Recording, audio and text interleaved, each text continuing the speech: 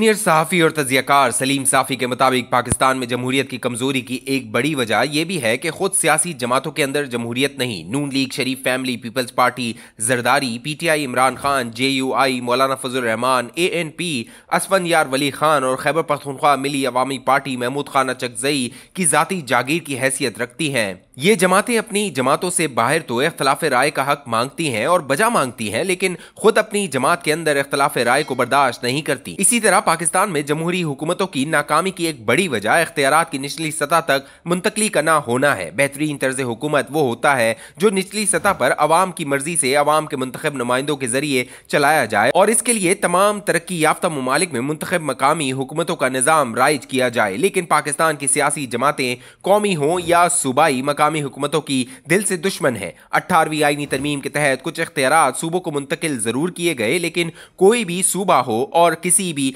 Party की हुकूमत हो वो इख्तियारात जिलों को मुंतकिल करने को तैयार नहीं। मरकजी सतह पर नेशनल फाइनेंस कमीशन का अवार्ड तो हो जाता है, लेकिन मुस्लिम लीग की हुकूमत हो, पीपल्स पार्टी की या PTI की, वो इसकी रूह के मुताबिक प्रोविंशियल फाइनेंस कमीशन के तहत अजला में वसाइल तकसीम करने को तैयार नहीं। इमरान खान ने पंजाब में इक्तदार में आते ही मुंतखब बल्दियाती इदारे तोड़ दिए और इनकी जगह ब्यूरोक्रेसी को मुसल्लत किए रखा। सिंध में पीपल्स पार्टी मुमकिन हद तक ले तो लाल से काम लेती रही। बलूचिस्तान और खैबर पख्तूनख्वा में भी बल्दियाती इदारों को मफलूज करने की तमाम हदें पार कर दी गई। यहाँ यह अमर काबिल जिक्र है कि हमारे यहाँ बल्दियाती इदारों के क़याम को काफ़ी समझा जाता है। हालांकि ज़रूरत बल्दियाती निज़ाम की नहीं बल्कि मुंतखब मकामी हुकूमतों के निज़ाम की है। हम डिस्ट्रिक्ट कौंसल और यूनियन कौंसल को मकामी हुकूमतों का मुतबादिल समझ लेते हैं जिनके पास महदूद इख्तियारात होते हैं। हालांकि असल ज़रूरत मकामी हुकूमतों की है। अमरीका, बरतानिया और दीगर ममालिक में लोकल कौंसलें नहीं बल्कि बाइख्तियार बल्दियाती हुकूमतें काम कर रही हैं, जिसकी वजह से वहां की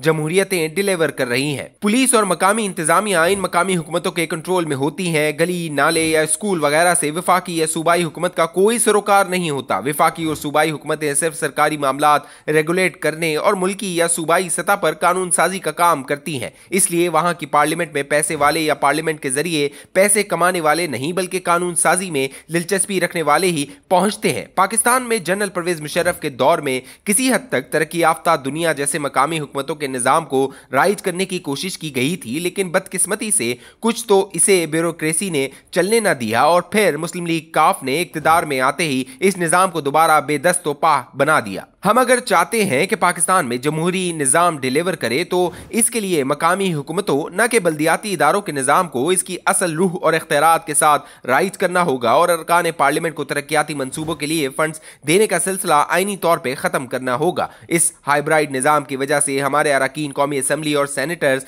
दिन रात तरक्याती फंड्स हथियाने और हल्के के अवाम को नौकरियां दिलवाने में मगन रहते हैं। इसी वजह से कौमी असम्बली और सेनेट पैसे वाले लोगों के लिए पुरकशिश जगह बन गई है। बदकिस्मती यह है कि पाकिस्तान में जो बराए नाम बल्दियाती निज़ाम राइज है, हमने इसको भी मजाक बनाया हुआ है और यहाँ भी सूबाई हुकूमतों की ये कोशिश होती है कि अवाम के हकीकी नुमाइंदे मुंतखब ना हो। पहले हमने खैबर पख्तूनख्वा में इस मजर का मुशाहिदा किया जहाँ इलेक्शन के दिन PTI के सूबाई वुज़रा बैलेट बॉक्स उठाए हुए देखे गए और सरकारी वसाइल के जोर पर अक्सर जगहों पर मनपसंद लोगों को मुसल्लत किया गया। दूसरी तरफ सूबाई हुकूमत इख्तियारात न देकर इनको मफलूज करने की हर मुमकिन कोशिश कर रही है। अब जमहूरियत की सबसे बड़ी अलंबरदार पीपल्स पार्टी के सूबे सिंध में बल्दियाती इंतखाबात का ड्रामा रचाया गया है। पहले तो कराची में मनपसंद हल्का बंदियां की गई और MQM के बार बार मुतालबात के बावजूद इसको दुरुस्त न किया गया। फिर बेयकीनी की एक सूरत हाल पैदा की गई। कभी मामला इलेक्शन कमीशन में जाता और कभी अदालतों में। इलेक्शन से एक रोज कबल तक वाजे नहीं था कि 15 जनवरी को इंतखाबात होंगे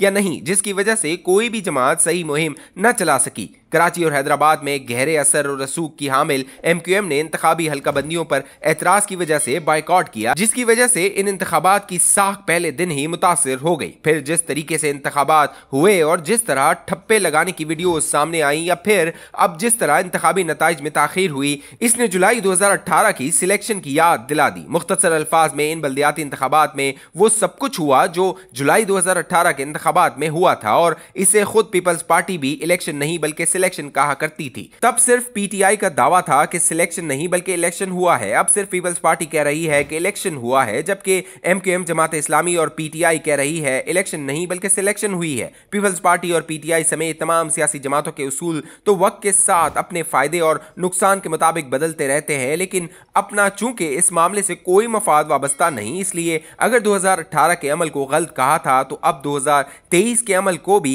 गलत ही कहूंगा। मेरे नजदीक 2018 में भी इलेक्शन के नाम पर सिलेक्शन और ड्रामा हुआ था और अब भी बल्दियाती इलेक्शन के नाम पर बल्दियाती सिलेक्शन या ड्रामा हुआ है। लिखकर ले लीजिए, अगर एमक्यूएम, जमात इस्लामी और पीटीआई वगैरह के एतराज को पसे पुश डालकर इन इंतखाबात के नतीजे में सामने आने वाले लोगों को मुसल्लत किया गया तो इसके नताइज निहायत भयानक हो सकते हैं। जो कुछ हुआ है इसका बुनियादी जिम्मेदार इलेक्शन कमीशन ऑफ पाकिस्तान है और इसी का फर्ज बनता है कि वो इन बराए नाम इंतखाबात को कलअदम करार देकर तमाम फरीकैन के एतराजात को दूर करते हुए दोबारा इंतखाबात का इनेकाद करवाए।